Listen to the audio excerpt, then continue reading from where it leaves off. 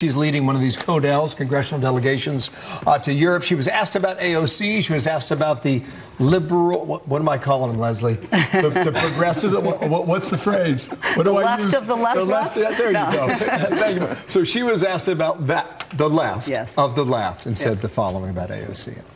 When we won this election, it wasn't in districts like mine or Alexandria's. However, she's a wonderful member of Congress. I think all of our colleagues will attest. But those are districts that are solidly Democratic. This glass of water would win with a D next to its name in those districts.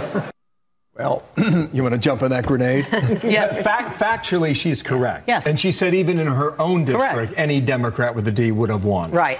In these House districts around New York City, you look at the results of this election from 2018, it's 72%, 78%, 85%, 92%. I mean, those are Saddam Hussein numbers. Oh, come on, please. Are you really going to put him onto my party? That's the margin of vote that he was getting throughout Iraq. I mean, sarcastically speaking. Yeah. The point is these are heavily liberal Democratic areas of the country. So I believe, Bill, that you just said you agree with Speaker Pelosi and that she's 100% accurate and that her water analogy is correct. And by the way, although a lot of people love to see catfights, especially among Democratic women, you know, the Speaker and the new one, you know, Alexandria Ocasio-Cortez, but that's not what it is. I don't feel that she was slamming her. She, you know, made a compliment to her as a new member of Congress. I think she was basically saying what it is. What I do think she is sending a message to, and I would agree 100%, is stop flipping blue seats.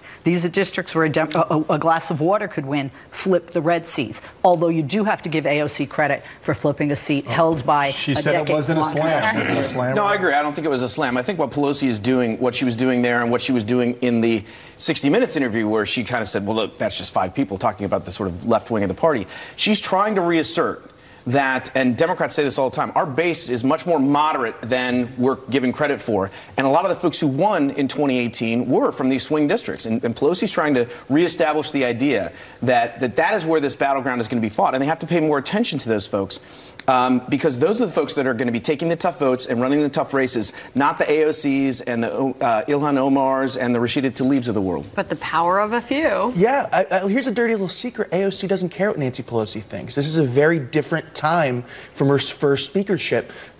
People like Omar and AOC, they don't need her to raise money. They have millions of online donations. They don't need her to get the message out. They can tweet something and become a part of the conversation. And they don't need her to get stuff done. This is something that's very different from when she was Speaker back in 06 and 08. I think that's something that she hasn't adjusted to yet. Final thought on that, Leslie? Oh, I don't agree. I don't agree. She is Speaker of the House.